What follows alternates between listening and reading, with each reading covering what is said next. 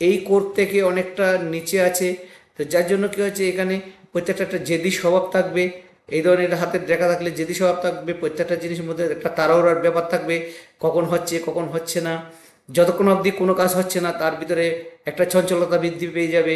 আর এই চঞ্চলতার পিছনে কি হচ্ছে, যে শনিচন্দ্র যে বীজ দোষের কারণ হচ্ছে, এখানে আরও অন্যান্য দোষও আছে। আমি শনিচন্দ্র বীজ দোষের যে ফলটাকে আপনাকে দেখাবো। যেহেতু এই দোষ থাকলে মানুষকে কি করে, এই ধরনের দোষ থাকলে মানুষকে সবসময় নেগেটিভ ভাবনার দিকে নিয়ে যাবে, কোনো কর্ম হতে চাইবে না। যখন কোনো কর্ম হবে না তখন তার কী করছে, মনের মধ্যে অশান্তি চলে আসবে। তারপর এখানে বিভিন্ন ধরনের খারাপ কাজের সাথে লিপ্ত হয়ে যাওয়ার যোগ করে দেবে। মানে মনে যেটা ভাবনা আসবে সেটা করতে থাকবে। তো এই শনিচন্দ্র বীজ দোষ, এটাকে আপনারা অবশ্যই এখানে ঠিক করে নিতে পারবেন। দেখুন এখানেও লিখে এসেছে অর্থ এখানে স্থায়িত্ব থাকবে না। আর গুরু এখানে যেহেতু গুরু খারাপ